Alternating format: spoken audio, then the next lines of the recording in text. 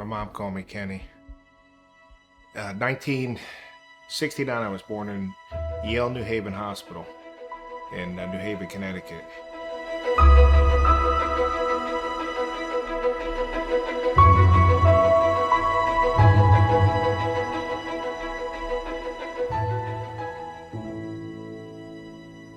We grew up in a 3-story house, 44 Burton Street. We had a lawn out front that in my mind was like Yale Bowl. It was a big football stadium. Older sister, younger brother.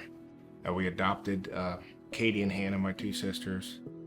And that's where I was born and raised till I was 16 years old. Never missed church. Every Sunday, delivered New Haven Register on my bike. My brother had his own route. I had a route. Kristen had a route. God-fearing Christian house. My parents were fantastic. We had a little garden in our backyard. We grew up in Westville, New Haven. My dad had a tree surgeon business. In the summer, my brother and I worked with him. He was a teacher, coach. One of my fondest memories were elementary school. Big bus pulled up. Just picture a Greyhound bus. Back then it was called Chippio was the name of the bus. Just beautiful bus pulls up. You know, I don't want to say we're dirt poor, but parents don't have a lot of money. My dad's coaching and teaching. Mom's taking care of raising 5 kids. The bus pulls up and door opens to my classroom, and there's my dad, our hero. He's got his coat and tie on. He says, "Come on, you're coming with me. Take us away for a couple days." And we'll go to wrestling meets, football games. He was the head football coach, head wrestling coach. There's an endowment in his name at Hopkins Grammar School. He won a state title, a New England title. We always thought we had it made growing up. We didn't know any different. There's a picture at my house, my brother Ralph and I think I'm 4 and he's 2, and we've got singlets on and headgear. No joke. In the basement, my dad had a wrestling mat down there. We had a wood stove in the basement, wood stove on the first floor. We never had to lift weights. We had 9-10 cords of wood my brother and I split. The American dream growing up. We thought we had it made. We had a little garden in the backyard. Wednesday was always pasta night. I still have pasta night at my house on Wednesdays. My dad was tough. But he loved us. What do we call it? The rod of reproof? Is that right? Right out of the Bible. Yeah, and I have no problem with it. It's what shaped us. We had respect for authority. We saluted the flag, hand over heart. Growing up with Little League, football, wrestling, baseball, lacrosse. My brother was just an unbelievable lacrosse player. He's just a great athlete. He's 22 months younger than me, and he's 6'2". I'm 5'11". But we just ultimate competitors growing up, biggest cheerleaders for each other all the way through life to now. The childhood was amazing because we got to go to all the games. My dad coached varsity, varsity football, wrestling, and then Yale Bowl. Yale University was about 9 blocks from the house. So on Saturdays, you could hear the games going on. We're little. When we're old enough, probably 8, 9 years old, Ralph and I'd go over there, and all our friends. It's like the Little Rascals. We'd lift the fence up, sneak underneath it. Into the game we'd go. Coming home, we'd get a couple bucks together. We'd buy pennants, the football pennants. I probably got 100 of them at the house. I loved LT. I loved Reggie White, Wilbur Marshall. We started falling in love with that 58 number. So in high school, I was 58. Well, my brother couldn't have 58 because I had it. So Ralph was 68. So we kept the 58, 68 going. And when I graduated high school, he put the 58 on. I was a senior in high school. He's a sophomore. And just imagine your brother's right behind you. I was playing outside linebacker. He was corner. And it was the greatest. I'll tell you one quick story. Before the game, I think it was our first game my senior year. National anthem's playing. I got a bandana on. I mean, it's back here going, 87, 88? And I look over and he's got tears pouring down his eyes. And just so fired up, couldn't see straight. I looked at him. You can't make stuff up like that. I mean, right before the game, national anthem goes off, bam. I couldn't even see straight. I got on the field. I was just, going bonkers. It looked like, Brian Bosworth. We grew up in the greatest generation, I think. I mean, the 40s are the greatest. The World War II guys, my grandfather, they're the greatest. But growing up in the 80s, best music by far. best thing I could do. I long snap. My dad taught us at a younger age. You want to get on the field, when you're a freshman or sophomore, you've got to be special teams. So long snap and short snap, we were the best. My brother and I were the best. And I actually, when I was at Widener University, we were preseason in Sports Illustrated, 6th in the country ranked. And Art Serrano was a defensive tackle. The Eagles were their scout. I didn't know that. And I'm long snapping, and I'm leaving the practice. And my dad said, the Eagles were timing you. They were in.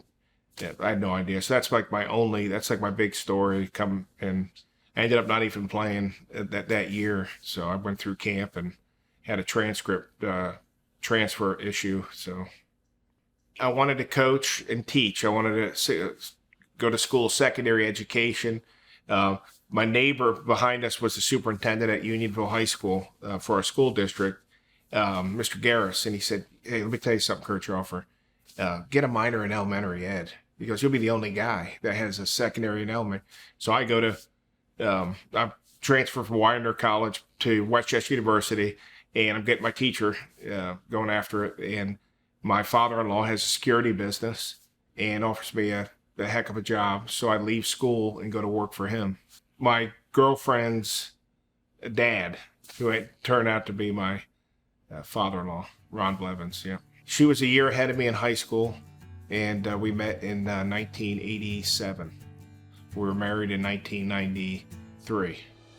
Ken moved to Unionville, our high school. I was a senior, he was a junior, and he was a wrestler, I was a cheerleader, and really didn't like each other, or I didn't like him very much because, he was a cocky wrestler, thought he was the best on the team, which he really was. It's kind of funny, a friend through a friend introduced us, and that pretty much, it just went from there. I think we kind of knew, and we dated for 7 years, got married, which was cultural shock.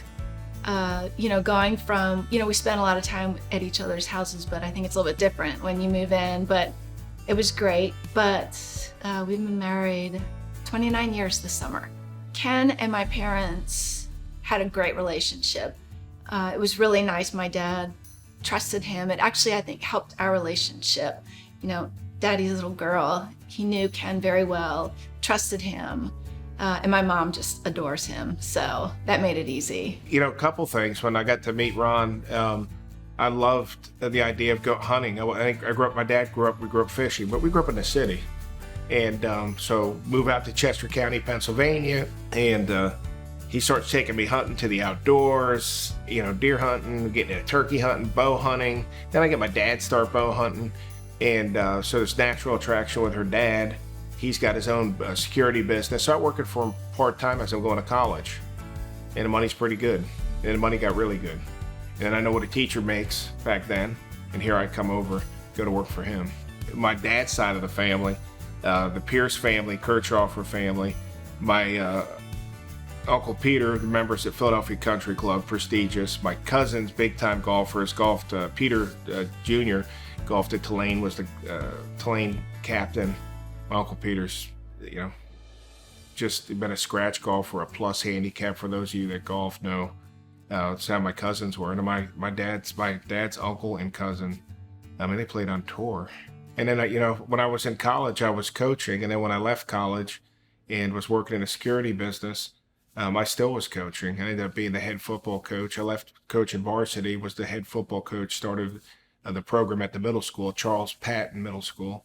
Started a program from scratch and built that and had over 100 kids come out the second year. Didn't win a game the first year. The second year, first game they won, they did the Gatorade dunk on me. Gave me the football. I still got the football. It's probably one of the, you get trophies and stuff your whole life. There's certain things that mean that football meant a ton to me, and so I still have it. Working for my father-in-law, coaching football, coaching wrestling, and then helping out in the weight room at Unionville High School, in the spring, and we were living in our second house in Kennett Square, Pennsylvania, mushroom capital of the world. Portobello's, shiitakes, crimini's, oysters. Back then, you could hop on a plane and take them anywhere you wanted to before 9/11. So we moved down here from outside Philly, I was bringing mushrooms back and forth, the edible mushrooms, the legal ones. Brooke's born first, our daughter, our oldest, and Tyler came 2 years later. And we were living in our second house in Kennett Square, Pennsylvania. Ruthie worked for Arco Chemical on the main line, Marple Newtown. So she gets an opportunity. She comes home, says, hey, we got sold. This company, Lyondell, bought us. We have an opportunity in Texas. Well, my parents' best friends live in Burton, Texas, on the Stanley Ranch, Bob and Jerlaine Hoffman. And their son and I are real good friends, and 3 sisters. So Ruthie and I said, let's go look. We were at a place in our lives, we were way ahead of our friends. We were married, we had children. None of our friends were even seriously dating. That became a problem. You know, it used to be people would show up at our house Friday night and, let's hang out with the Kirchhofers. And we kind of grew out of that. And it was a fantastic opportunity. I was an assistant at Arco Chemical. They hired me I went to Catherine Gibbs Secretarial School. They hired me out of school. My boss said, hey, at least go for a free weekend. Get a babysitter. We wine you and dine you. We'll take you a look at some houses. And we just fell in love. We couldn't believe it. I can remember telling the agent that took us around looking at houses, here's our budget. And he showed us houses, and I almost got a little frustrated saying, this is out of our budget. Why are you showing us these houses? Because we were warned, the more expensive the house, the more he's getting paid. And he says, well, no, this is in your budget. And Ken and I just looked at each other like, our teeny tiny house, we're selling that for more than we are this 4-bedroom, 2-story house. So it just felt so right. The last place we looked was in Kingwood Glen. We just fell in love with the house, put $100 down, and it was a very easy decision. We just picked up and moved. We fly down here in 3 days, picked a lot, builder, Poldy, and it's 2 miles from the club that I manage now. And we've been there since 1999. We decided in the weekend. We prayed about it, and it was time to go. My grandfather, Bear, we called him, my dad's dad, he said, you gotta go, you gotta take it. And it was the best decision we ever made. It was very difficult. I jumped into a job that was very busy. I started probably a week after we moved here. So I wasn't home much, whereas Ken had more downtime than me. Missed his family. He's very close with his brother, so he missed his brother. I was happy, but I could see he was unhappy. So I thought, well, let's just see if we can reverse it. Financially, it would have been quite a hit to try to get back. So we just stuck it out, and it got better and better. Ken never ever cooked dinner. I don't think he knew how to cook. And it was Ruthie gets home at 6:30. We've got 2 small kids. She has to hurry up and cook dinner, hurry up and give them baths, hurry up and put them to bed. And Ken, would make a frozen pizza. He'd make, canned spaghetti, but who cared? I didn't care. I came home, here's dinner. And, as time progressed, he's a really good cook. We move here, we get settled in. Ruthie's got the breadwinner job, and I worked in the security field. I had a company I tried for a couple years, didn't really work out. I was golfing. So I'm taking golf lessons. Linda Adams, who is my wife's mentor at Lyondell, lined me up with this golf coach. And I was shooting in the high 80s, 90s, and learning the game. So he recommended I start caddying. So I start caddying, learning the game, the etiquette, the rules. Very quickly, within 4 or 5 months, I was breaking 90, no problem. And then I went and played Memorial. I shoot 77. I call him up. He goes crazy. He was so excited. And Linda calls me, Linda Adams, who got me tied up with him. She said, you're not going to believe who called me. And I said, who? She goes, Phil Davis. Now, Phil's passed away probably 20 years ago, but I still remember the phone call. She said all the people he coached, Tom Kite, linebacker Teddy Bruschi from the Patriots, he said he loved coaching you because you're making the biggest improvements. And it was stuck right there. And I think about Phil. And that course was called Bentwood, and now it's called Oakhurst. Somebody else owns it. But that got me really going as the security business wasn't really working out. The slide over, I was getting kind of what you would call in golf shape. I had no idea I was going to go into the tournament world, and fell into a job, went to Cypress Wood Golf Club, worked for Rick Opliger and Doug Barrow, two really mentors for me. I was there for a number of years, and then they had a director of instruction there at Cypress Wood. Butch Harmon was there before I got there. Butch leaves, Kevin Kirk takes over. Kevin Kirk has Francie Betancourt, Alan Hody, Lori Tatum, Aurora, Kirchner McLean would come over sometimes. They go to the Woodlands Country Club, take over the School of Golf. It's a huge career change for me. Kevin goes up there. I'm the director, or I'm the tournament coordinator at Cypress, where I work with Josh Zellers, still my good buddy. I was texting him this morning, and we call him the champ. And I've learned a lot under them. Where that took me into the Woodlands Country Club. I'm the tournament director over the Player, the Palmer, and the tournament course. And the doors just blew apart. The mental evolution of me, I leave Cypress Wood, I'm in the PGA program. I'm running into Curtis Strange. I'm running into Jonathan Vegas, who's just going on a tour. He was at Cypress Wood with Kevin. Kevin's business is exploding. Chris Stroud, these local guys from Lamar, where my daughter went to school. All these pros start showing up. Frank Licklider, Tommy Gainey, Lee Jansen, two-time U.S. Open winner. I started getting around that. Boy, I liked it. And I was like, I want some more of this. So I'm tournament director there. The Champions Tour's there. Obviously they run it when they come into town, but you're assisting them. And I got Tom Lehman, Tiger Woods. I got to go over to Champions and watch them practice round.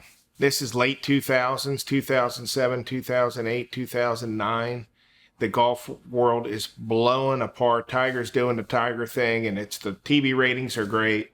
We knew when Tiger was in the hunt on a weekend, he just needed to if he could just make the cut. And the weekend ratings were through the roof. Everybody, as soon as the tournament was over, people flocked out to the golf course. And when he started building his golf course up in the Montgomery Blue Jack National, I was fortunate I knew a girl that worked there, Victoria Edwards, and she got me tied in with Mike Abbott and Casey Paulson and Josh Governale. And I was able to watch that place be built. Yeah, it just exploded. I just gravitated I was really good at tournament operations. How? I had great mentors. Rick Opliger, Josh Zellers, James Gilbertson, Ed Hawkins, and Brad, who's my assistant general manager here. First time I met Ken, he was interviewing for a tournament coordinator position, and but we spent a year. That's the first time we met. He was a ball of energy. That's the first thing I recognized. He's like, wow, this guy's got a lot of energy. He was fun to be around. And that tournament position he had there's a lot to it. I think we had close to 1,000 golf tournaments, and he was in charge of those. So we worked together a lot. And he was just a ball of energy for sure. In that position, it takes a leader. There's herding cattle is basically what you do in a golf tournament. Every tournament's got a charity involved with it, and I know that's very close to Ken. He's involved in a lot. I've just been fortunate to be around people like Chris Rowe, who runs Whispered Pines. Before I took over the club I'm at now, I went and met with him. This club I took over, Atascocita Golf Club, it was called the Golf Preserve of Atascocita. Horrible name. I changed it as soon as I got there. When you're golfing, you're having beers, you're having a good time. So the schedule for me would be, if I worked, I'd go golf, have a few beers, I'd go to Hooters or go Mexican restaurants. There's everything down here. And, after a while it was habit forming. And it got in the way. It was getting in the way. And then it started getting away in the house.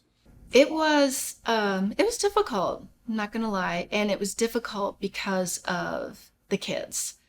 I'm very thick-skinned. I don't say I'm tough, but it takes a lot to really get to me. But once you do, then it's gone. It was hard with the kids. that was the most important thing. But I was so busy working, I didn't see it as it was in front of me, but I didn't see it because I was so busy with my job. I was a senior executive assistant.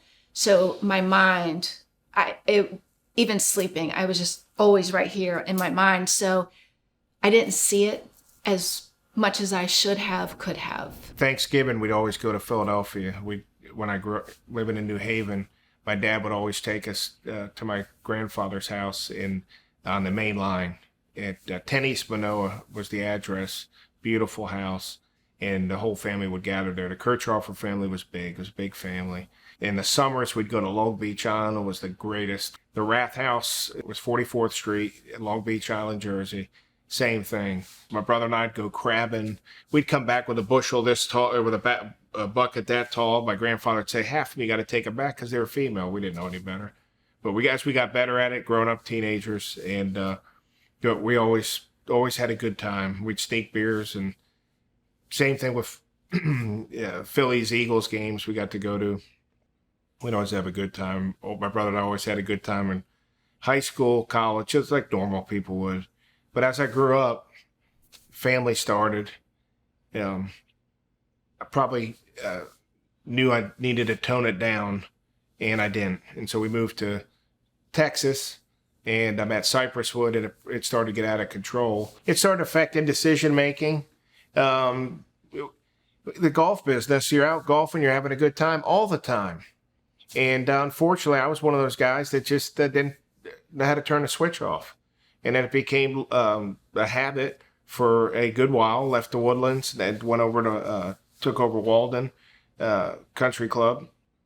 At the end, I was the head pro. Opportunities were coming at me all over the place. When I was at the Woodlands Country Club, I was signed a contract with a private group, All American Wildcatters, and it's all the biggest oil giants in the United States. And to this day, I still do it. I'm on my 10th year. We go from Pebble Beach to Sea Island to the Breakers, Pelican Hill, the Wynn in Vegas, Del Mar Country Club, go back to Sea Island, around some pretty influential, powerful people. And along the way, I'd have people say to me, you probably need to tone it down. You need to tone it down. He was just the man, but he was out of control. He wanted to be, the party was all about him. There wasn't a party that he didn't like. There wasn't a person that he had missed at the party. He was there for the party. And the party never ended. At home, getting some pushback there, and I wish I'd have listened back then. I really wish I would have. I'd have saved some heartache for my kids and for my wife. When it came kind of to a head, it was my son. My son said he was a senior in high school, I think, because Brooke was already in college. She was already out of the house. And Tyler said, me or dad, period. And I said, okay. It was when he was drunk, which was more often than it should be. And it just overturned to this huge problem that I physically couldn't live with. And I put it in my mom's hands. I said, you can make the final decision. I said, I gave you two options. You got to pick, and it's for all of us. And that's when it was, you have to leave. It wasn't, this needs to change, you need to stop. It was, you need to leave. We're done saying, I'm so sorry, I'm so sorry, whatever. We all got tired of hearing, I'm sorry. Kind of embarrassing more than anything, and disappointing. I was trying to make a name for myself in the area, playing golf. I was playing really good. Year before, he quit drinking, and I just lost every bit of care and love I had for it. I just wasn't getting the attention I wanted, and at least that I deserved a little bit. Everybody looked up to Ken as this great, great person, and he is, and he was. And it was almost, they fueled it. Hey, hey Ken, come have a beer. Hey Ken, we're doing shots, come do a shot, or whatever. So I won't say he had an excuse because he didn't. He made the decision, but it was just right in front of them. But it was, if you don't stop, you better stop, or, you better stop drinking. Yeah, I'm sorry. weeks would go by, or week, not even, same thing again. And we just, I kind of put up a wall to him, realizing that, what do I do? What do I say? So the last time that he drank was after the day after a tournament that I won in the Woodlands at a course he used to work at. And, he took me there to watch me, and he was in the bar drinking instead of out watching me on the course. I came to win the tournament. And then the next day we went to watch my friend play a separate tournament at Eagle Point. And after that we celebrated because he got like second place. So we went out to celebrate, and my dad drank a lot. And I had to drive us home. He started acting up the way that he did sometimes whenever he drank too much. And I just had so many thoughts in my head and so much anger built up. I pulled over and we got into it pretty good, and that was the last time he drank. After that was the final straw that put him on a straight path. He, I think, was relieved. I think there was no fight, there was no arguing. It was just, here's a bag, you're done, you're out. And I truly think he was relieved because he had no choice. Well, that's what alcohol does to some people. You drink too much of it, and then you're not who you were. I mean, you see it all the time at bars and stuff, and then sometimes they leave and they're a different person than they were at the bar. Sometimes they're better, sometimes they're the same. That's just weird how it was. I mean, the most loving guy you ever met until he had a long day on a Friday and had to go to the bar or drank too much with a buddy or whatever, and then it was, shown through it. A really good friend of ours, who is also a recovering alcoholic, very, very good friend of ours, picked Ken up. And through corporate America, we have these programs, employee assistance program, didn't even know about it. And I looked into it, and that very day, he was pretty much handheld into a rehab facility. They literally did everything. They offered to pick him up in an ambulance and take him, and we'll hold his hand, whatever it takes. And they literally walked him in and kind of handed him over.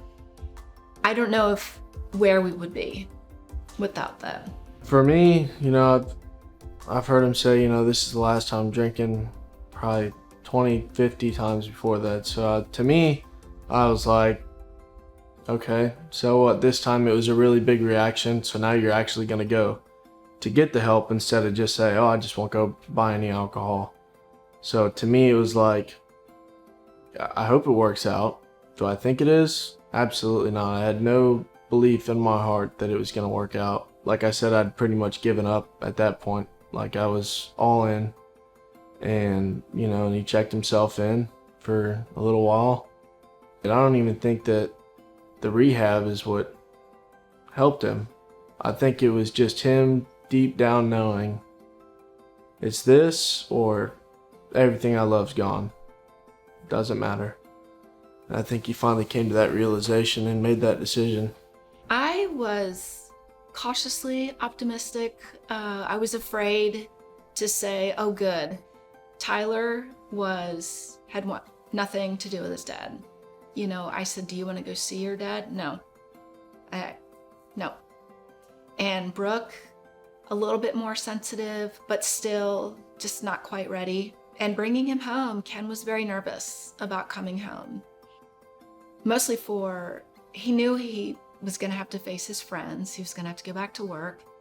And that's where it all was. He knew he was going to be very strong, take a stance to get through it. He asked me one last time, will you please get me through this? Will you please stay with me? And I said, we'll try. You have no chances left. We'll see. We'll try. And little by little, he gained Tyler's trust back. Took a while because Tyler, I think, took most of the brunt of his drinking. He was the one that saw it the most, heard it the most, was involved in it the most. That night we got into the fight, I actually broke my hand. This one right here, I had a boxing fracture. The bone was almost pushing out of the skin, and it was completely snapped. And I had to get 2 rods, titanium rods, put through. They're 4 inches long. And whenever he got out, it was about a week or 2 afterwards. You know, it was time for me to get the rods pulled out of my hand, because I was in a hard cast and everything. I couldn't drive with it, or I couldn't drive home because they were gonna have to numb me and, you know, just procedures. And I needed a ride, and there was absolutely nobody else. I called everybody in my phone book to try to get a ride to the hospital, and my dad was the only person that could. He took me to the hospital. I got the rods pulled out, and I made it clear to him. I was like, look, this is just a ride. You're just doing me a favor. There's nothing more than that. Got the rods pulled out, all was good. And then it's like a week or 2 later, went to go get my first truck, and then again, I needed another ride. This time it was a further drive. I had to go to Pasadena. It took us probably maybe 45-minute drive or so. So we drove down there. We kind of got to talking, kind of got what was on both of our hearts and on our minds out to each other. And that, I would say, was probably the bigger icebreaker after the event. I think he already moved in by then back into the house with us. He was staying at my grandparents for a while. I think that was, yeah, I'd say that was the icebreaker, because we really I got everything else out that I needed to get out. You know, I had a lot of verbal things that I wanted to say to him that night, but it was right in one ear and out the other, so we got a lot out on our hearts. Oh my gosh. Now they are best buddies. Almost to a fault. Like, they're little jokes, and a lot of times, can you just go somewhere else? But I wouldn't change it for the world. They really are each other's best friend. And I know people can say, oh, my husband and I have a perfect relationship. We really do. We have a very strong relationship. Now, don't get me wrong. We have our arguments, but we have it, and then we're done. We don't linger. We're not angry with each other. We get our point across, and we're both strong-headed. So sometimes those arguments are intense, but they're 5 minutes and then we're done. You know, and it's sorry. Which, that's respect. I think love and respect to get it out, you know, and sometimes I'm wrong, sometimes he's wrong, but we feel better after we clear the air. They are honest with each other. And when things were tough, Ruthie was honest and said, this is the line. You just crossed it. This is what we said had to happen, and it better happen. And that's it. And it happened. Now, we're very proud of Ken and Ruth and the life that they've put together. And, of course, their faith is at the center point. You know, my faith comes first, okay? It's faith, family, community, and that's the life I lived. I mean, that's just the life I lived. I just need to get, you know, he's always working on us. He's got the chisel and the hammer. He's just working on us. Well, we kind of have the same past, and we have the same present now. We're part of a fellowship that, yeah, we're a part of the same fellowship. So what you see is you see yourself. You see what it was like, what it still could be, and what you don't want it to be. That's as honest I can be. You feel, you know there's not much you can do without God's help. So, you know, you're there for them when they're ready. That's the biggest thing, because no matter what we say, no matter what somebody said to me or, you know, before, it didn't matter. You feel for them, but you understand, unlike a normal person would understand what he's going through, because a normal person can't understand it. A lot of the guys that he was always hanging out with, you know, every now and then I'd see his phone ringing, and I'd say, hey, you know, so-and-so's calling. Do you want to pick it up? And no, I'm good. Just let it ring. It's weird, you know, it's usually he's dropping everything he's got to answer the phone, because, you know, he might go hang out with them, go to the bar or whatever. You know, you have to weed out your friends too.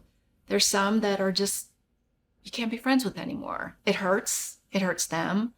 But to grow as Christians, and for him to continue his recovery, which I don't know if you know or not, but that's a lifetime. Recovery is a lifetime. It's not, he's recovering. He's not recovered. You know, it was awkward at first to go out for dinner. Ken never wanted to go out for dinner with people because, Ken, you don't want a beer? You don't want a drink? And it was, no, I don't. It was awkward because Ken was always the center of the party. My whole goal in life is to just blaze this trail that people can look at me and say, you know what, if he can do it, I can do it too. And I can't tell you how many people have come in this office, have come to me or called me and said, you know, I've been sober for 4 years. I just want to let you know, when you did it, I said, well, I wasn't, if he could do it, I can do it. It's just something I've never really talked about publicly, purposefully, because to protect my family, my image. That does, but yeah, God doesn't expect us to be perfect. We're gonna sin, ask forgiveness. He just wants us to try to be more like His Son, and you know that's what it was when I was a kid. I was brought up that way. I just wasn't listening. The filter was clogged, and the filter is wide open now. 2006, 2007, I fly down to Florida to the PGA school. And it's level 1. And I'm all gung-ho. I have my books. They've changed things in the last 15 years, but flew down there with my books ahead of time. They approved them. I'm like, this is going to be a piece of cake. Fly down there. Fail, I think, 5 out of 7 of the exams first. To get to retake them. And again, I'm back then. I'm having a good time. Sam Snead's Tavern's there. I'm knocking the Yinglings down. I'm, big mouth, talking too much, not listening enough. You can learn a lot more if you listen, especially if you listen to the right people. So I get down there, fail. I got to fly home, fly back. It's an 8-year program if you need it. You can get it done in 2 years if you really bust tail and get some help. And it took me 8 years. So I graduate in 2014, 8 years later. So I started in 2005, 2006. One of those highlights, one of those things you remember, like that football, when I was a middle school coach, Charles Patton, I have, that PGA graduation, that was unbelievable. Graduating from there is one of the highlights. Kids being born, being married, yeah. But for me on a personal level, being a PGA member, having this insignia, I wear it proudly, and they've been big supporters of me and my family through thick and thin, through the hurricane and through the accident. I'm gonna be honest here, so people hear this story correctly. I was saved when I was 14 years old. I was baptized in Connecticut, but I went 30 years living the life Ken wanted to live. Off and on, sure, my wife says I'm always so hard on myself, but that's just the way it is. I was invited over and over again by a good friend, Darren Dillon, who I knew something changed with him. I'd known him for about 10 years, the security business, golfed a lot with him. All of a sudden, he had like a glow. I said, you know what? He kept meeting me. He never gave up on me. So I went to Haiti, and we built these clean water systems. Things were spiraling out of control for me behind the scenes. I always compare it to the Wizard of Oz. The curtain was there, I'm behind it, in front, everything looks great. Everything looked great. Ruthie knew better. My son and daughter knew better. My inner circle knew better. I had been sat down a bunch of times. Interventions, I don't know, 5 or 6 of them said, look, just tone it down. Just tone it down. I wasn't a fall down drunk. That's not who I was. I drank too much. In the end, my health was failing terrible. I kept putting off a surgery. I was bleeding from the inside, and I kept putting it off. I knew I had to go to Haiti. Someone paid for it. I got all the shots for it. Here I go. Shave my head, I go. We're in Miami. We fly. I'm Miami into Haiti. I look out the window, and everything seemed brighter. I mean, something was going on. I didn't know what it was. I look back, I know what it was, the Holy Spirit. So I get there, Haiti's awful. We're in the city in an orphanage for 2 days. I can't sleep, death's everywhere, it smells, no running water. Toilet paper, you can do your own imagination. We get out in the country, we got out in the mountains, and we're out where people, some people haven't even seen somebody like me, blue eyes, white. We're far out there. So we go out, the whole team. There's about 15 of us, 3 guides, 1 security. And we get up halfway up this mountain, and we have to go another 2.5, 3 hours up. And everybody says, we can't go any further. We can't go any further. I walked over to the edge of the mountain. I'm afraid of heights. I'm claustrophobic. I look over on the edge of that mountain, and I'm soaking wet. And I remember being bent over, clear as day. I could see my grandfather's face. Bear is my dad's dad. My grandmother Kirchhofer and my grandmother Chesney. I remember it like today. They told me, keep going. Just keep going. I don't know what's going on. I look back now, I know it's the Holy Spirit. I don't even remember going up the mountain. We went up the mountain. I remember being at the top of the mountain on this little cleft off the side. There's a hut, chickens. They got wires around their ankles so they can't fall off and get away from this gentleman. I couldn't tell you how old he was because he had hardly any teeth. All he wanted to do was touch me. He wanted to touch me. He'd never seen a white person. Things are changing. Ken's inside. Yeah, it's all changing. I left Haiti and I came home. Father's Day came. I didn't even have a beer that day. I remember on my birthday that year, June 1st, didn't even have a birthday. Things were changing. There was this huge struggle inside me. The Holy Spirit has also guided my son, my daughter, my wife, everybody. July 2nd was the end of that Ken. The party Ken. You know, I used to be the party, now I throw the party. And life changed, and it was the greatest decision I ever made.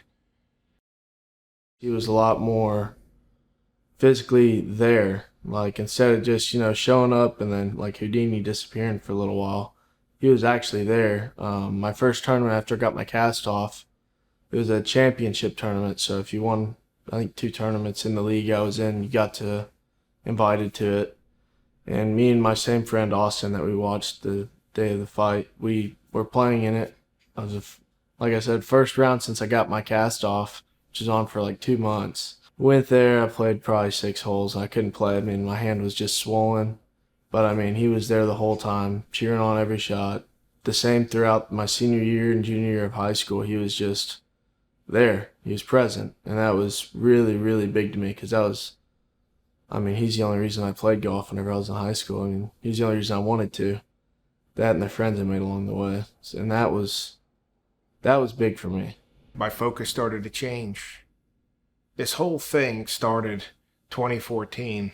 This Superman that's putting this armor on, it just started to go in my head. I had such a great opportunity as in the golf business. I was putting tournaments on for autism, for cancer, veterans. I was doing that. We were doing it all. You name the charity, whatever. Somebody got sick, we helped them. My brother's boss had 2 autistic boys. I was able to, and one of them drowned, I was able to go up to Philadelphia, work with my brother. He took it on, took it over, and now that tournament they build playgrounds for autistic children. So even when I was wild, as I'm toning it down, I was still doing good. But God had so much more in store for me. So much more. From his childhood, as it was for me, and it was for his mom as well in our childhoods, we had parents that respect was huge for other people. And I know my dad would tell me, and of course tell Ken, don't walk by anyone without looking them in the eye. And, provoke just a hello, and keep your head up and show respect. And from there, it grows in the relationships wherever the domain is. And he continues in that manner. And with respect comes in time compassion. It gives me goosebumps and grateful because that's the way Ralph and I have always lived. Our door was always open. Our kids lived it. And I not only proud of Ken, for being the person that he has decided God wanted him to be. But all of our kids are like that. They're all generous with their time, with whatever they can give, with they're just charitable, caring, all the things you said about Ken. I have to be honest and say all 5 of them are the same. Yeah, I went to rehab for a couple of weeks. I came out. I went to meetings for, I don't know, 3 or 4 years. Joe, I'm going to say Joe H. I'm not going to use his last name, but he passed away last year. Come out of rehab, first meeting I go to, you're miserable. So what do you mean I'm not going to drink anymore? What do you mean I'm not going to have a beer? What do you mean? You're just like, I can't do that. This guy got me to go live every day. Just worry about today. Tell everybody you have a drink tomorrow. Tell everybody you'll do whatever tomorrow. Just stay today. I asked him, I said, Joe, what's my chances, buddy? I'm a competitor, right? I grew up all the way even to now. Everything's a game. Everything's a fight. I want to win. He pretty much told me, you almost have a 0% chance. He gave me, I think, a 2% chance, 3%. He said out of every 100 people that come in here, 7 find some sobriety in their life. They don't quit. Some. He said, I can tell you this, you keep coming back every day, you got a chance. It's up to you. I remember looking in the mirror at my face and calling myself the devil. Like, you got everything. I had everything. I'm flying all over the place. I'm going to Louisville, Kentucky for Rand Paul and Congressman Yarmouth doing a term with these amputees, these guys that are my friends now. People are saying to me, man, you got it made. Tone it down. Tone it down. I'm with Chris Kyle's brother, Jeff, Scott Brown, one of my best friends, Marine. Tone it down, brother. Tone it down. A lot of people didn't even know, though. I'd say 9 out of 10 people could have gave a rat's ass. Nothing doesn't get fixed overnight. My kids, our relationships were great then, and with my wife were very good. But it doesn't happen overnight. The fixing doesn't happen then. Just because you stop something, it's like, I had to understand, just because I had stopped something didn't mean I flipped switches on everybody and like, here I am, I'm good now. I bet you it took 3 years. 3 solid years of meetings, therapy, leaving them the hell alone. Leaving Brooke and Ty, leaving them alone. They're my best friends now. They were then, but they really are now. Everyone's going to have triumph and tragedy in their life, some more than others. That fight then set me up for the bigger fight of my life that happened 14 months ago. So 2019, life is really good. I had taken over the Atascocita Golf Club. It was terrible. 2016, 2017, golf course is horrible. We get this team assembled. We bring them in. It starts taking off. Membership's growing. Life is good. I'm really involved in a bunch of charity work and we're always doing golf tournaments locally, helping out, whatever. Unfortunately, people die, get in accidents. They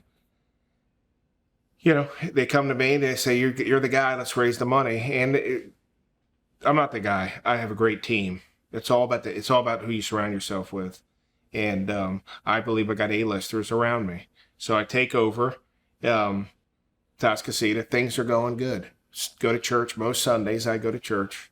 Now I want to go to church. I go. I'm a sponge. I want to soak it in. I want to hear Nathan Leno. If he knew how much I loved him, sitting there one Sunday, he's up there talking about the school board, how we need Christians on the board, and Lori Toomey's on the board, and I said, Lord, don't do it to me. It's just like Haiti. It's like, Lord, don't do it to me. So I don't even tell Ruthie. I'm so scared. I'm like, I'm being moved to go this direction. In my mind, I always thought I'd be a good politician because I'd fight for the people, right? I'm a constitutionalist, Bible-believing Christian, but I don't believe in beating faith on top of people. I believe you're supposed to walk a certain way and plant little seeds along the way, and then the Holy Spirit takes over. And that's me. That's how I am. And so sitting there, let's fast forward. I said, I get a checklist together. I better go talk to my friend Dan Huberty, state representative, right? Texas here. Go talk to Dan. Dan's like, get Dan right across the table. If you're going to do it, this is how you do it. Lays the game plan out for me. Also meet with some current school board members. The whole process along the way, talking to them all. Learning. I love to learn. And like I said, I'm a constitutionalist. I'm reading Brett Baer's book, Grant, right now. It's moved me to tears. Grant gets a bad rap as a drunk. He was not a drunk. Okay. I had more fun than Grant. He smoked more cigars than me. So I'm coming around. Am I going to run? I'm going to run. I'm going to run. I'm going to run.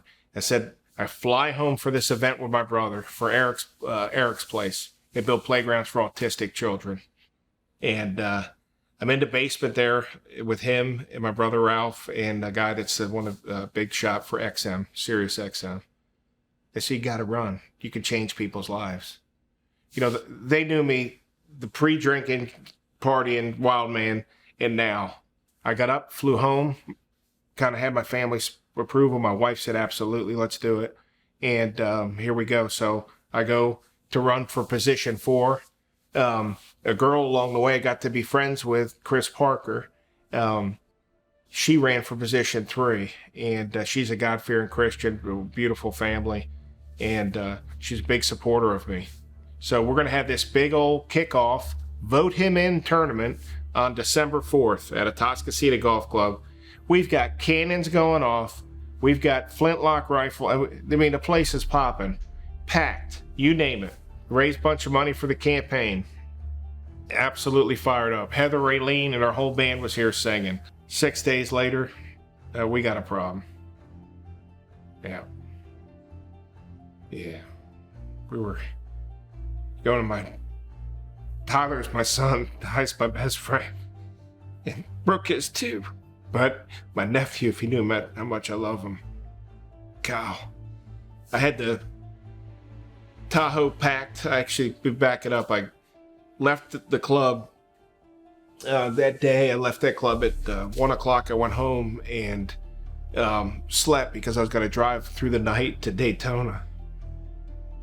We had golf set up the next 2 days for my son and I together.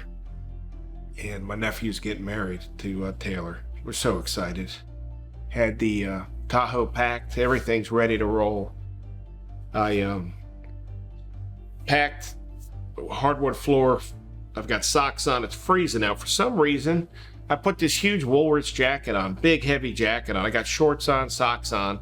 Some reason I got it on. Little did I know it saved my life. It was so thick and I had the collar popped. I'm flying through the front door coming in. I always chase the dogs around. We have a huge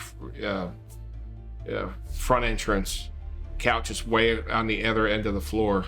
I go flying in there. Just picture running full speed in socks. Start sliding with the dogs. I try to catch myself. I throw just picture if you're looking at me running and legs go out and I turn with my right elbow to catch myself. And I hit the floor. My head hit first, and I broke my neck. I just remember it didn't knock me out. How it didn't knock me out. I had concussions in football in high school and college. I hit the ground. I felt it, heard it, hit the crack. An absolute snap. It's what it felt like and hurt. It's what I heard. And I laid there, and I couldn't move. And honestly, I said to myself, you just broke your neck. A few minutes later, and my son's running down the stairs. My wife's coming out. I guess they heard me hit the floor because I hit it so violently. And they came up close to me. I couldn't breathe. Felt like someone was sitting on my chest. And they came up and I said, I told Ty I broke my effing neck. And he's just, they're freaking out. It's a lot of cloudiness there for me. I remember telling him to call my daughter in New Orleans to call her and get her on the phone so we could pray. It was terrible. He was packing the car. We were going to be driving to Florida for my nephew's wedding. He wanted to leave at 2 a.m. So Tyler and I went to bed as early as we could. I was sound asleep. He had the car completely packed. It was running. We were just going to get up and get in the car and go, Tyler and I. And I heard him fall. And I woke up and I said, Ken, what is that? And he didn't answer me. And then, I heard him start yelling, Ruth, I can't feel anything. I can't feel anything. And I walk out and he's just laying on the floor and I'm saying, get up, get up. What are you doing? And I can't move. I'm in so much pain. I can't move. Ruthie, I can't move. And so I ran upstairs and got Tyler. That was pretty hectic. I mean, it was 12:30, 12 o'clock, midnight, and just to wake up to hearing my mom screaming, hearing my dad trying to scream, not really being able to get anything out, and going downstairs and just full on panic mode, not knowing what to do. I had to de-escalate my mom, just tell her, just get on the phone 911. Let me help Dad. I was like, obviously, if he needs to be picked up or moved, she can't do it. She's not strong enough. So she's like 5'4" or 5'5". So I just said, just worry about getting 911 here. So I can't talk to him right now. Tyler is my rock. He's a strong, strong man. I could sit there and panic, but I know that I can help my dad. And me panicking is not going to help whatsoever. He's the one that was on the phone, 911, when the paramedics got there. He's the one that did most of the talking. He drove me to Kingwood Emergency Room where we had to sit in the truck because of COVID. And, he's holding my hand. We're praying together. Mom, it's going to be okay. Dad, he's strong. He's going to be okay. And we just back and forth, the two of us prayed. So I was in Baton Rouge at the time, packing at 1 or 2 in the morning, getting ready for this, what was supposed to be a really fun weekend in Florida, celebrating my cousins getting married. And I get a call from my brother at about 2 in the morning. And it's the call that nobody wants to receive, that nobody should receive, that we don't know what's going on. Dad fell. They think he broke his neck. I don't know what else I can tell you. And then it was, Tyler, I need help. And he hung up the phone. So I'm by myself trying to handle what I just heard. I immediately have a mini panic attack and I'm just thinking, I just start praying because I don't know what else to do in that moment. Just please heal him. Whatever has happened, can you just be over him, put your hands on him, put your hands on my mom, who I know was watching her best friend and her high school sweetheart, not knowing if this was a broken neck and he wasn't going to be here the next day or what the case was. I mean, it's COVID. You can't go into the hospital. You can't go into the emergency room. She has no answers. We don't have any answers from doctors as well. It's a level of uncertainty that I feel like that's when your faith really comes in and you just rely on God to get you through those moments. It was all about God. I truly believe the path I've been on is the path he wants me on. I believe it. Nobody will take me off them. No way. I don't care what's in front of me. We talked about this. I will go up. I'm on the hard road. I don't want to be on the easy road. I want the hard road. I want the broken glass. I want the cactuses. I want the devil. I want the demons. I want it all right in front of me. Laying there broken. I just wanted Brooke, Ty, and Ruthie right there. They call her, paramedics come, they get me, they drop me going out the front door. At our entrance to our house, we have like a 2-inch raised ledge at the door and then, a 4-inch drop off right after that. And then all rocks surrounding the walkway out.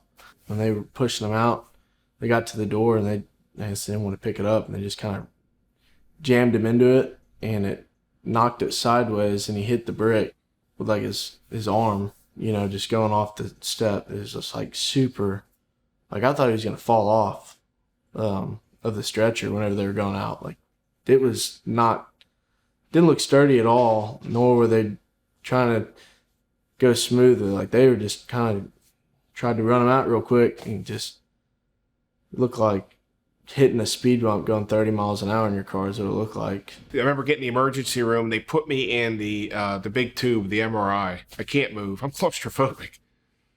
I'm in the hospital. COVID's rampant. I mean, it's just nobody around. My neck's broke. I can't move. All I kept thinking was, God has got me. He's got me. I got it. I have to trust him. I have to trust him. Then I'm out cold. I don't remember anything. Then I wake up. I'm bandaged all the way up. I'm flat. And I realize I'm in the recovery room, intensive care. A guy comes in, I believe. Can't remember his name. He's got a chart or something in him. And I mean, I'm in a cocoon. I mean, they got me wrapped tight. And he comes over talking to me. Behind him, I saw this little mirror. And I saw myself. I could see my face. The only thing I thought about was, if he kept me alive, if I'm here we go. I looked at that thing, and it was the biggest challenge of my life. I looked at it, and anybody that knows me, I knew 100% I'd be right here.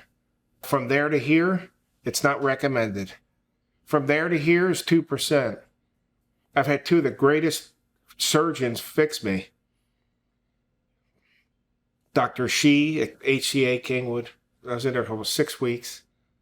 Then I went to Dr. Prasan, Mark Prasan, who did J.J. Watt surgery, introduced him by my father and mom, and he did the second surgery. Later the day, I woke up in the hospital after the surgery. You know, you're on everything. I'm on it. I had 3 IVs. One for the morphine, one, I guess, if one went out, and I had the other one on the right side. I can't move. I don't care. I mean, what happened? I'm sitting there. Dr. Shee comes in. Me, I'm paralyzed. I'm going from seeing my nephew get married, who I love to death like a son, to fight for my life. Am I going to die? I mean, you don't know what's going on. You can't move. And it felt like a gorilla sitting on your chest. He stands in front of me, and I'm asking him, I'm rabbit punching questions at him. And he said, "Did you just move your neck?" And I said, "What?" He said, "Move your neck, move your head to the left." And I turned it. I mean, maybe not that much, but I moved it. He said, "Move it to the right." He comes over. He's in absolute shock. The nurse is next to him. She's in shock. You're talking about less than 24 hours later. He undoes the gauze around my face and my head, takes it all off, and he starts messing with me. He writes on the board, "No restrictions on head." Writes it big. The first shift change, nurse comes in, says, "What the hell's going on? What are you doing?" What they do? I said, "Look at the board." They read it. They said, "I've worked here for 20 years or whatever. No one has a break like you. C5, C6 shattered. Spinal cord injury. How'd I didn't die? All I know is I'm alive. God kept me alive for a reason." Dr. Shee's standing in front of me. I asked him, "Am I going to be okay?" He said, "You're alive." I said, "Am I going to be able to," and I asked all the questions, "Am I going to be able to walk?" And I moved my hands, my fingers. One thing you know at that point in your life, if it ever happens, they're not going to tell you anything. I always knew he would get to where he is today. Initially, that first week in the hospital, it was pretty scary. We were very afraid. We knew nothing. They wouldn't tell us anything. He could move his arms and his shoulders, but nothing waist down. And they don't know, is he going to walk again? When is he going to walk again? We don't know. Well, do you think he'll walk again? We don't know. We can't answer those questions. Had a meeting last Monday downtown with Dr. Prasan. He comes in and I'm standing, and he comes in and I asked him, "What do you think?" He did say the second surgery extended my healing by 6 to 9 months. He said, "Look at you."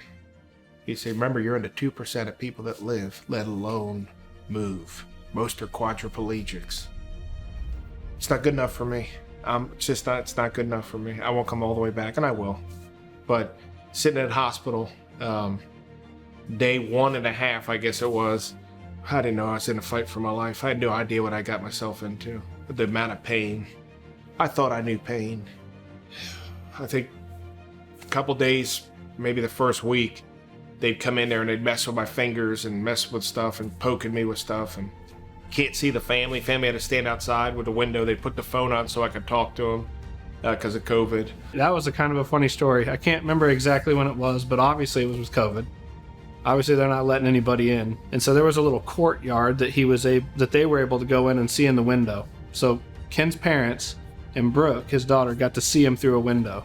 So it was maybe the next week or just a few days after that, we made an arrangement for one of my shop help, Amanda, and myself and Ryan. We were going to go up and we were going to see him. We go up and I'd text Ruth that we were going to, we were there. We were going to try to find out where the window was and go see. And she's like, oh, well, we're at the front door right now. Just give us a second. They were talking to one of the nurses up towards the front door. She's like, give us a second. We'll be back.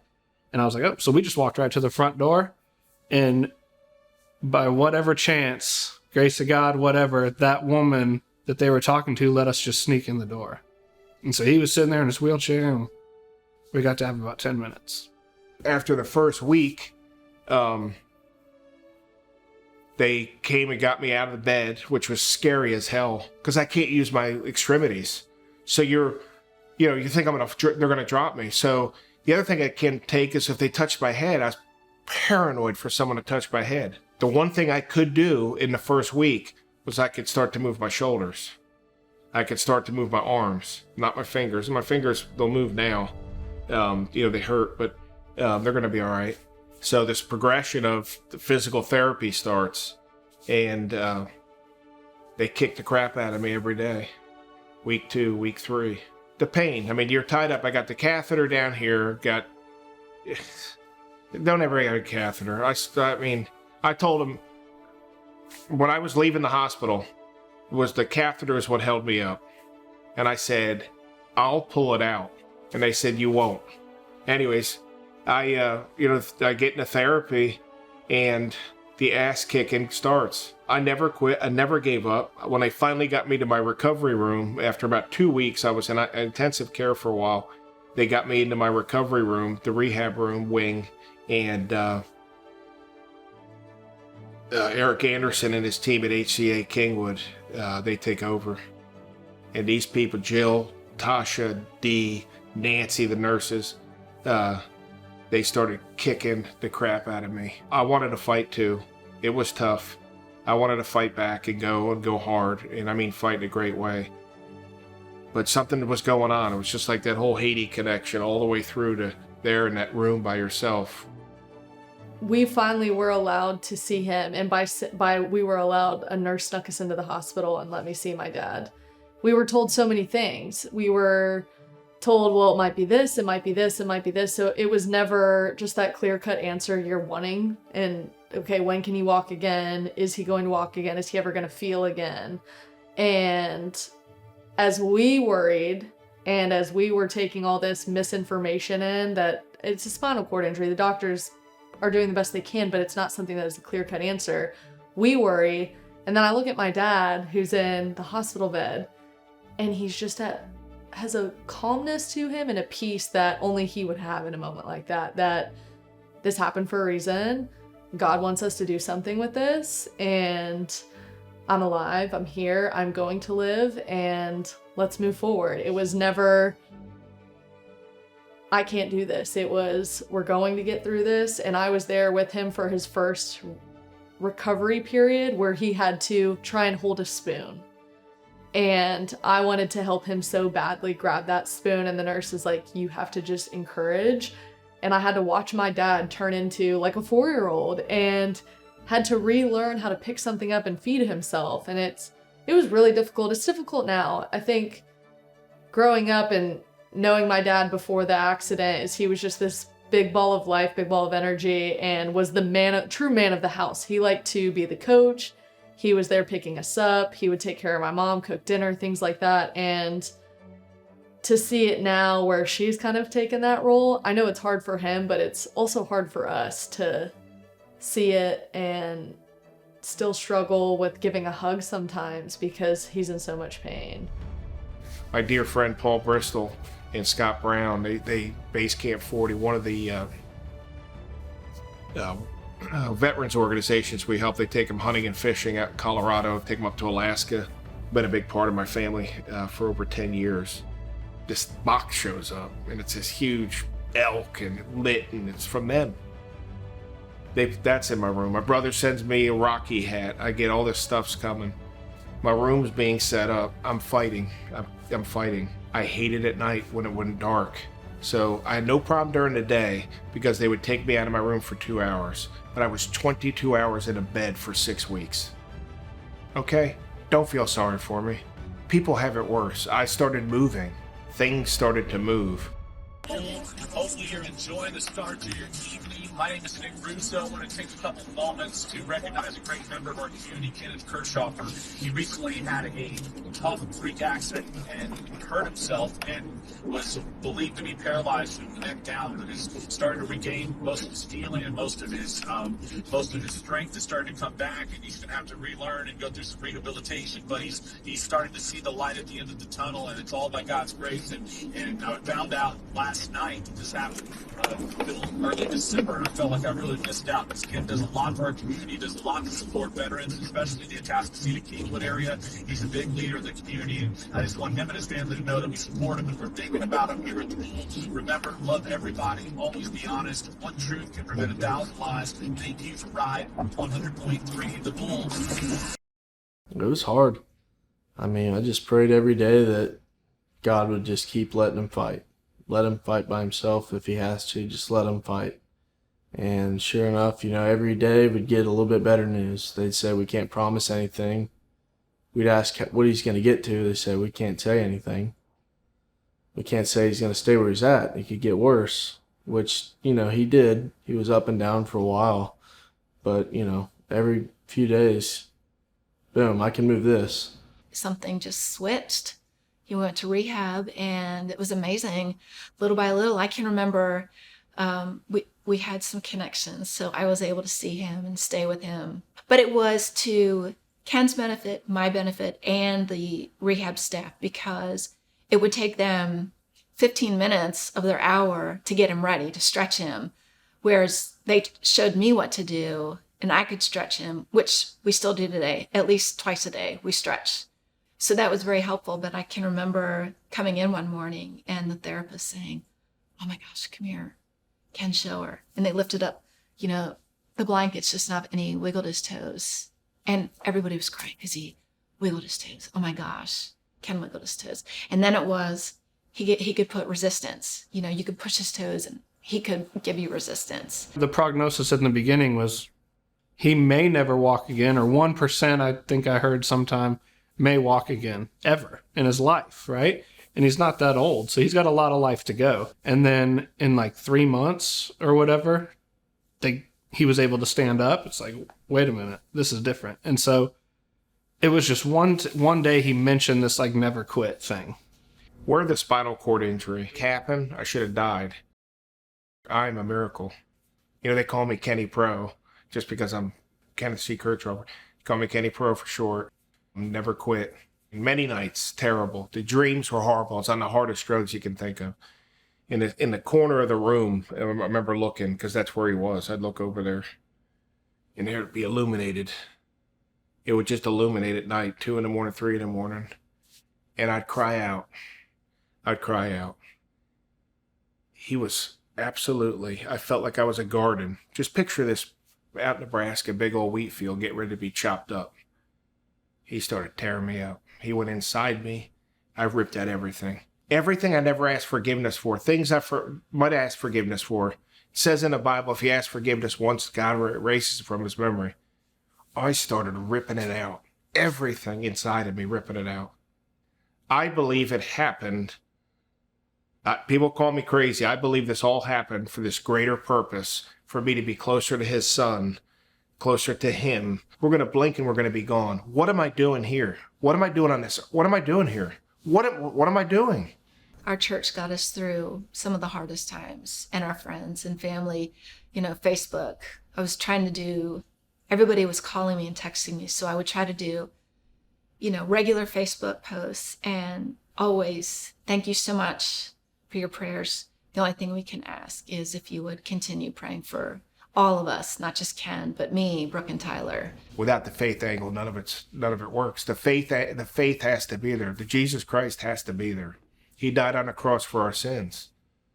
Cast it on Calvary. I'm in the hospital. I'm tormented by what's going on to me. But I just kept holding on. I kept holding on. Reaching for him. The foundation was laid on my faith. The faith was secure. Right? It was now you got to believe that God's going to come back. Just remember, I can't move. I leave the hospital. I'm in a wheelchair. I'm doing seat transfers. I got other people wiping my ass. I mean, it's just, I can't shower. I can't do anything. I can't eat. They're putting the apparatuses on my wrists. I'm eating. I had to take care of him. I'm not a big person. He's a big guy. And it's by the grace of God I never dropped him, because getting him out of his bed onto, we call it a transfer board, had to put half it under his, rear end, slide him across to the wheelchair and make sure he's all the way in. And just to go somewhere, it would be the chair, slide over to the wheelchair, get the wheelchair outside, get him in the car, take the wheelchair apart so I could put it in my car. We get where we're going, put the wheelchair back together. So it was tough. I'm not going to lie. It was very difficult. There were days where it was really difficult. Don't feel sorry for me. I learned a whole new world in that wheelchair. Spinal cord injuries. How many people fall in the bathtub? They fall in their house. I'm alive. I'm just fine. And we've been helping people since the second I got out. And I won the election. My wife said to me one day, she said, you're going to have to make a decision. Everybody's so fired up. They want you to run. My campaign manager, Amanda, God bless her, and she said, do it, file it. It gave me something else to focus on.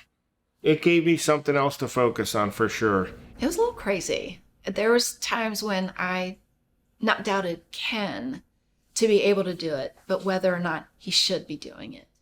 I know it was good for him mentally and physically, but I felt at times where he just was pushing himself too much. So I used to worry about him overdoing it, which there were plenty of days he did overdo it, and he'd be in more pain than he should have been, and it would set him back a day or two, and he would get upset with himself. So that did happen a few times. But we had so many people rallying behind us where it was, how can we not keep going? We had so many cheerleaders. His staff, that I don't know where I would be without them. They were amazing. Absolutely amazing. Hey, what's up, Ken? This is your friend Booker T, also known as the 5-time champ. I always say if you have 5 friends in your life, you're lucky. I must say, Ken, you have been such a good friend, and I know you're a fighter. And so let me give you a piece of advice. Like Floyd Money Mayweather always say, hard work is easy work. Hard work is easy work. Hard work is easy work. Let's go to work. Just picture me. I had to wheelchair going to forums, speaking, and I'm very in the infant side of the political world of a school board, how to run for it. But I had some just strong people helping me, coaching me through it all, what to focus on. And I appreciate all those people, and they're my friends, and they become closer friends. There's so many times I'm like, what is he doing? There's, just calm down, just slow down, and it's just, whether it's walking when he wasn't supposed to, or you're not using the cane, or he's so far ahead of where people think he should, he's just like, man, I should be swinging a golf club right now. And that's just his mindset. That's his mind. That's what keeps him going. That's what keeps him strong. And that's why we all love him. It's far from over. I know he has such big goals of being outside, being on the golf course. He's so involved in the community. He wants to touch and feel everybody. And I think he's finally, maybe in the last week or two, his confidence has gotten better. He's walking much better. He's not using his cane as much. His hands are better. Where I think he's finally getting more confidence to really put himself out there again. Once the hands came back, I was fired up. Once I could feel my fingers, My wife, when I was at PAM outpatient, the first day I was there, their people are nuts. I'm in a wheelchair, I can't move. I remember they're poking me with everything. And I see my wife's eyes start watering. They're poking my feet, and I didn't feel I couldn't feel my feet still. I couldn't feel the last 2 fingers. I couldn't feel these 2. I couldn't do that for sure. They got me up on a parallel bar. They got me to walk with help. I have to tell you, I never thought I wouldn't walk again. This whole thing, you read about where I broke it, you see where it's broke. Then you see the hardware in here. And this whole Superman, they dropped this flag that was in my hospital room. That was at my house. That was here. The campaign flag was there. Every day was Rocky too. Being a Philly guy later in my life, my dad was his uncles, the World War II vets. Uncle Billy was shot down in World War II, and they found 7-8 years later. All these things, the running the event in Valhalla for Rand Paul and for that Wounded Warrior organization, all that stuff, that world, the Haiti trip, the growing up, all the things I did in that hospital room. I was in there 6 weeks. They come in, I got an infection. I'm like, what? Who gives a rat's ass? My legs don't move. You got COVID. Who cares? I was like, I just don't care. I can't move. I was so focused on me moving, me walking, and all that pain from my past, bad things that I may have done, cultivating the garden, ripping it all out, getting them seeds all planted in there, getting it all together. I could feel it growing. Because when I got out, running for the campaign, going back to work, people's face when they would see me, they had no idea what they were doing to me. Everybody just blowing me up. They had no idea what they were doing. It was like steroids. My biggest goal was to get back to church on Sunday. So in the hospital, Tuesday night's prayer meeting, I'd have it live on my phone. They would pray my name out loud for me. They go from praying for me to walk and move to praying for me to win the election. The hell with everything. I'll still run for office. I'll still run the golf club. I'll still put on events. I was his treasurer. And I'm like, well, I guess this is over with. We're not going to do this. Was I ever wrong? That was, what do you mean? Heck yeah, I'm doing it. We came too far to stop now. The team that was around me was amazing. I just have the mouthpiece. They're doing all the work. It's them. Hey Ken, Lexi Thompson here. I know that you recently just got into a bad accident, but I know you can get through it, so stay strong over there, keep a positive attitude, and you'll recover and be stronger than ever. So I'll keep you in my prayers, and I was told to let you know that you need to recover quickly so you can keep Rod Jones from assaulting the dog walkers over there, so you better recover. Alright, have a good one, and most of all, stay happy and healthy, and enjoy your holidays. He has not complained once, like he got dealt a bad hand. He's accepted it. He doesn't say, why me? It's more like his actions transfer. Why not? I'm going to beat it. The I am going to make it is waking up in the recovery room after the first surgery and seeing myself. It still makes me grit my teeth and bear down. Because I knew, because when I woke up, where am I? Am I in heaven? Or am I here? I didn't know. When you woke up, everything's fuzzy, and I wake up, and I remember there's standing there, and I look over, there's a mirror. And I was sitting there like this, just locked. They got you locked like a mummy. I just look in there, and I saw myself. I said, okay, here we go. Hey, Ken, just wanted to give you a little message to say thank you. Thank you for everything that you've done for me and veterans. Sometimes it's just the character of a man that God puts on this earth that understands a small door opening, a courtesy act, an act of friendship, an act of brotherhood goes a million miles for us sometimes. And what you've done and what I've witnessed what you've done for veterans and the passion that you have, just know right now as you're going through this difficult time that all of us, all that you have touched and all the lives that you've changed are standing with you and behind you. We love you, bro. And just remember, the only easy day was yesterday, but God never gives us anything that he knows we can't push through. Thank you again, brother. I appreciate it. And let us know if you need anything at all. And all of us are here for you. Godspeed.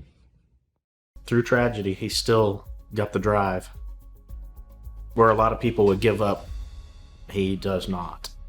Very driven, high energy, keeps the positive in front of him, forgets about the bad. It's good to be around. It makes you look at yourself. You know, I know man, I can be so much better. Look at the stuff he's doing with his limitations, and what are you doing with everything you got? It makes you better. Everybody says I've won this fight. Nah, we're gonna extend it. I'm gonna get all the way back. Yeah. What I tell people, the faith, family, and the community, is you need the God part. No matter what you're struggling with, if it's alcohol, if drugs, whatever, you're eating too much, you shop too much, whatever.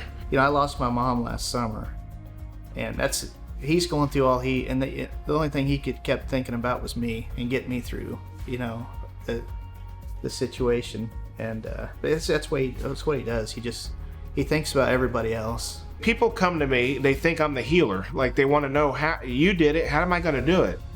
You got to take it all. You got to tear it all down.